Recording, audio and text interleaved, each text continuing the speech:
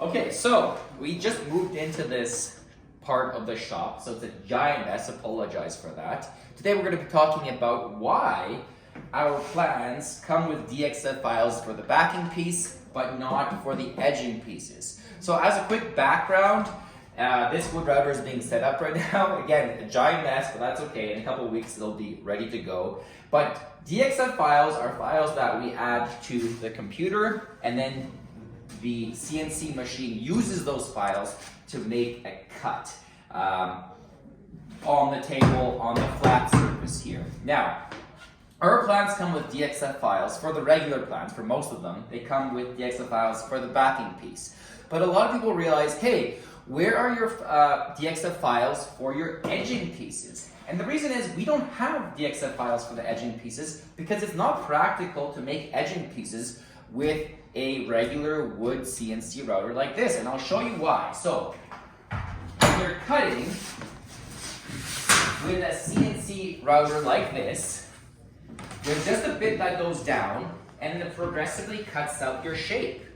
But as you can see here, and maybe we can flip this around to give a better view, the edging pieces have an angle on the ends.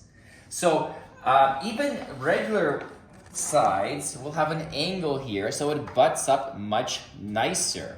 And some of the angles are more extreme. And there's no way for a regular CNC router to really move that bit down and cut that angle here, and then the angle might be like this here. Technically, there are CNCs that can do that, expensive mill machines. Usually they do that for metal, where the part is being held and then the bit's going around that. But for regular wood routers, that's not going to be an option. That is why the files don't come with DXF files for the edging pieces. But there's a way around this. Our metal package does come with DXF files for the edging pieces. Why is that?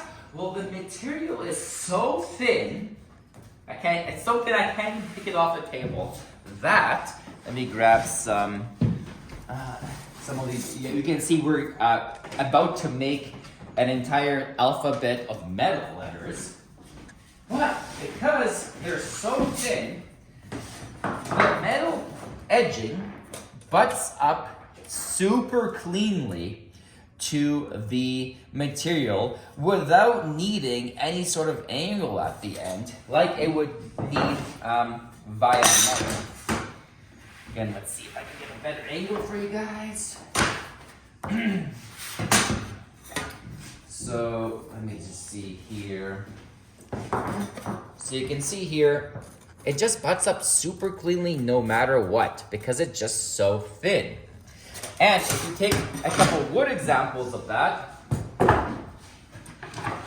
well, it's not going to butt up cleanly and it's going to look silly, or it's going to be really hard to finish that. So however you're butting it up, when you're using wood or any thicker material, you do want some sort of angle on the ends. And that's much easier done on a miter saw.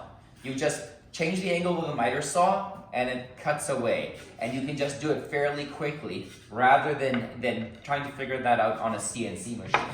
Now, for our metal files, even if you're not using metal, it doesn't matter. They're called metal because that's probably the preferred choice of material, because metal is strong, it's still fairly strong when it's thin. That being said, even if you're using some sort of thin material, buy the metal package because it's going to include the DXF files for the edging and the backing piece. But only buy the DXF files if you're using, or the metal DXF, or the metal marquee A to Z package, if you're using thin material.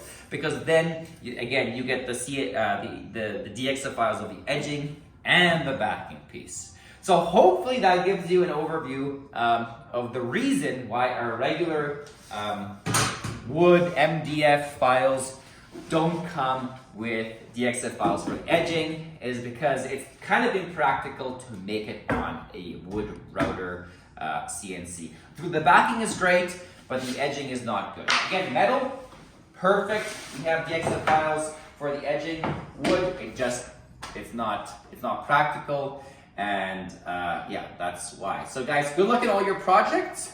We will see you later. Take it easy.